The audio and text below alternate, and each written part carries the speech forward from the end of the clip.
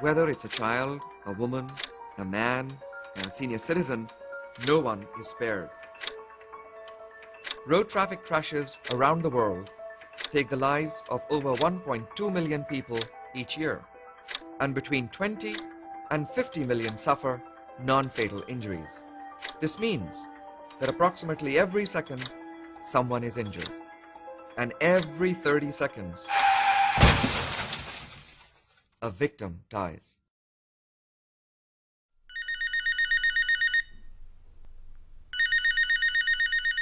On May 3rd, 1995, I received a phone call that's every parent's nightmare. The voice on the other end told me that my son had been killed in a bus crash in Turkey.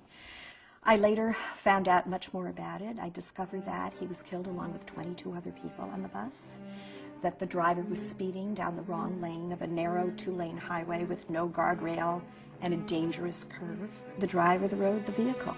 All three things really blended together to make a tragedy. I think that it's a particular problem in low and middle income countries because there's a rapidly escalating number of motor vehicles in those countries, coupled with the fact that safety initiatives and healthcare have not been able to keep up. In general, road infrastructure, particularly in the developing world, is not optimal. Many of the roads have not been constructed with road safety in mind.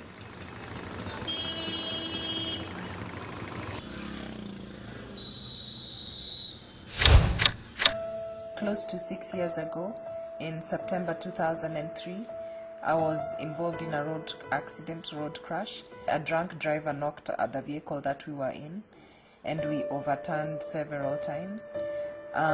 We were all thrown out of the vehicle, and two of my friends passed away on the spot, one of who was my best friend. After my injury, I became quadriplegic, paralyzed from the shoulders down, and confined to a wheelchair.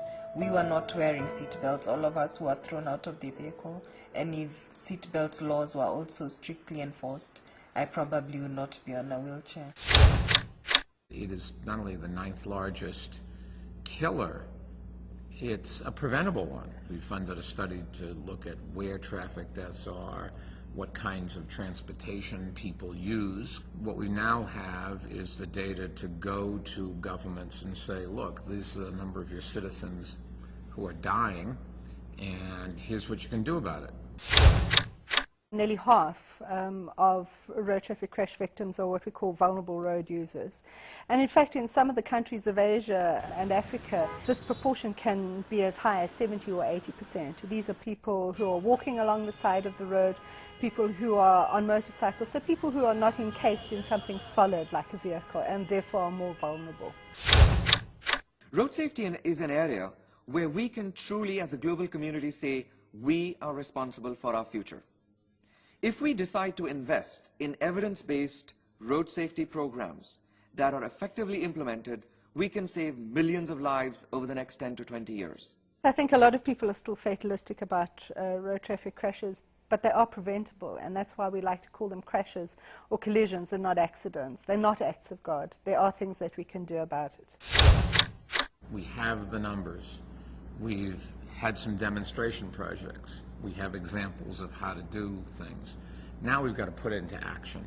The next challenge is to bring it to the attention of those who can implement change, and also to bring it to the attention of those who are the victims, and maybe they can demand change. Much can be done to reverse this epidemic. There are a number of relatively simple interventions that can be put in place that will save lives every second of every day. Fewer people would be injured. Fewer friends, neighbors, and families will suffer. It really can make a very big difference if you get together and say, let's address the issue.